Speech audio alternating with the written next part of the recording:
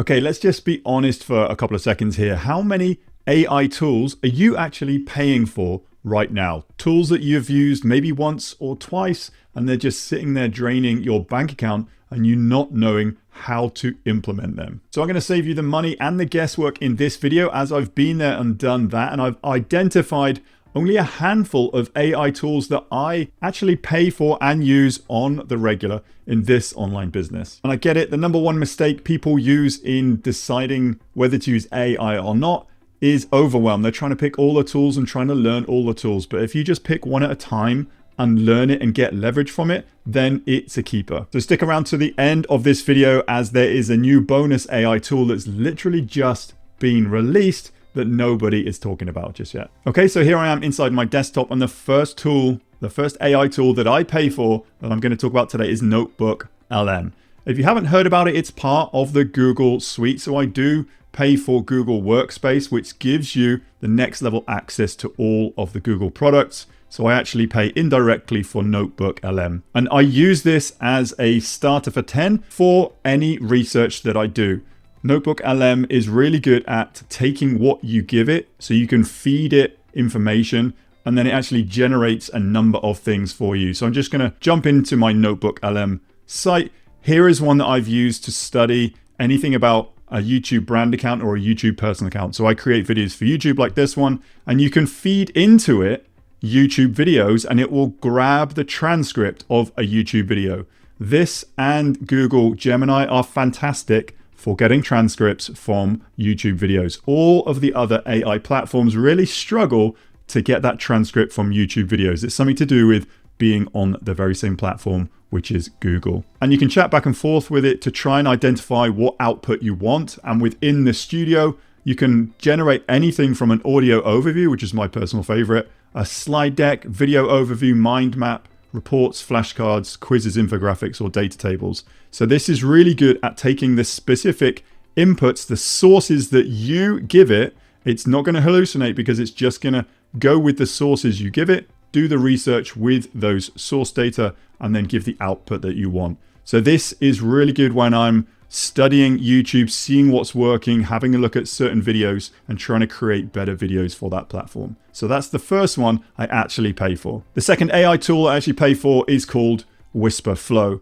Now, I don't know about you, but I'm not very quick at typing. And all this is an AI tool. It's a standalone AI tool that allows you to speak into it, and then it just starts typing. So the reason why I like this tool and it's doing so well is it's a standalone app. It's not integrated to any one of your tools on any platform. So for example, you can have it on your desktop or your mobile, and any app that you're using within that platform, you can use this as an overlay. So I'm just going to bring up Whisper Flow, and this is just going to give me some highlights. So I am typing or speaking 185 words per minute, and I'm in the top 1%.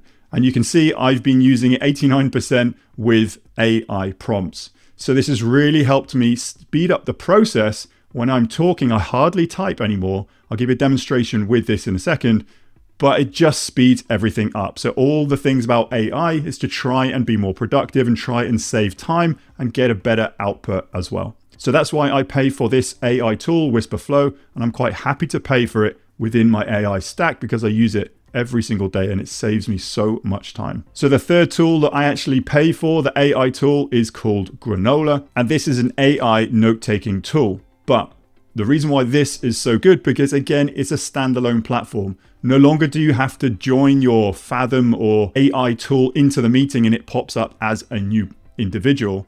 It's quite creepy to me. This is an AI note taker that just sits in the background, again, on your desktop. So when you have a meeting, it's transcribing the audio. Another reason why this is so good, if you were to meet someone in a coffee shop, you could flip open your laptop and Granola will start recording, obviously with the consent of that individual. But any meeting you have now, whether it's going to be via Zoom, digitally, or in person, Granola can actually note take for you. And the best bit about this is it gives you summaries, it gives you actions, it gives you the whole transcript, and then it identifies any fallout actions for you, and it identifies what you need to do. And with this is a good basis to take any of the transcript and feed it into another AI tool like this next one I'm about to talk to you about. So the fourth AI tool that I've been using so much these days is, you might have guessed it, it's Claude.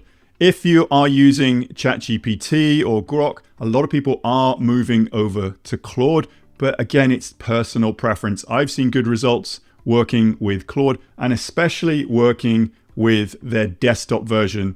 So you can have the standard chat, but then it also has Cowork and Claude Code. Now, Claude Cowork is kind of like Claude Code. Claude Code, if you're designing apps, Claude Cowork can execute on tasks. It's fully agentic. It can take control of your computer, of your desktop, and start doing actions for you. So with great power comes great responsibility. So make sure you understand exactly what access you're giving this tool, because it can do so many things. So you can allow or restrict the access if you just go into your connectors and manage your connectors. You can give it, say, like into my Gmail, I've got read-only tools, write deleting tools. I've got allow and then ask approval. So I've got always allow if it wants to read some of my emails, and then I've asked it to ask me for approval when it's going to create anything else. So it gives you a disconnect option, and it gives you ways of adjusting what access you're giving each of these different connectors like Google Calendar and Google Drive. And a quick example of actually how I use Whisperflow, you just hold down the function key and then speak into it. So here is an example of me using Whisperflow. And Whisperflow allows me to transcribe what I'm saying into my computer so it can type out to over 180 words per minute. So all I do then is release that and it's done. So this is how I talk to my AI tools. I hardly type anything anymore. Once you hit return, it's going to respond to you. And the connection of all these AI tools just make it such a powerful combination. So I have Granola to record all of my meetings. I have Whisperflow to chat into Claude.ai. And I have Claude AI just spit out any files or documents derived from those two interactions. But the fifth and final tool I want to talk about, if you have been vigilant, you might have seen this within my connectors. If I go to manage connectors, this is Kajabi. Kajabi is the platform I know and love and I've built my entire online business on. They have just released their MCP. And MCP just stands for Modal Context Protocol. It's just a way for AI agents or AI bots to chat with platforms that you use. So if I was to go and connect or browse connectors, these softwares or these platforms all have MCPs embedded. So you can actually connect up any of these tools and ask Claude to take action within a certain tool. So within Kajabi, they've just released it as a custom MCP right now, but they're rolling out and increasing the functionality of that. So you can create stuff like, I've put it here to needs approval from me, but it can get a blog post, get an email broadcast out, get a coaching program. But these are some of the things that it can do. It's got 63 read-only tools. It's got 47 write and delete tools. It can add an email sequence. It can create an announcement, create a blog post, and these all require my approval to do so. So over the next few weeks and months, you might see some more content from me testing this Kajabi MCP out, linking it in with Claude. Because if I go into my Kajabi account here, my AI assistant is Claude. It's already linked up as of today of time of this filming. And I'm just going to be testing it to see how Claude, the AI, can go into my Kajabi and take action on my behalf. And it can create landing pages, email sequences, blog posts, anything that is listed in this tool's permission. So the future is exciting. If you are building a one-person online business, there's so many AI tools out there to choose from, but these are my 5 paid tools that I actually pay for on the monthly basis. And they've not only increased my productivity, they've saved me a ton of time, and they're relatively cheap if you consider paying for an employee in replacement. But if you're just getting started in online business and you're curious to see what other tools I use in this one-person business, I have a free PDF guide for you. It's a checklist. Head to timpeakman.com/tools and get the checklist of all the tools I use, not just AI tools, that I use free and paid for in a simple checklist. Head to timpeakman.com/tools to get your hands on that checklist today. So that's it for this video. Hopefully you're not too overwhelmed with all of the AI options out there. Do your due diligence, pick just a handful of tools that connect with each other. They've got to add value to you and your online business in terms of either output, workflow, or time saved. Let me know in the comments which are your favorite tools that you use, and I look forward to seeing you on the very next video.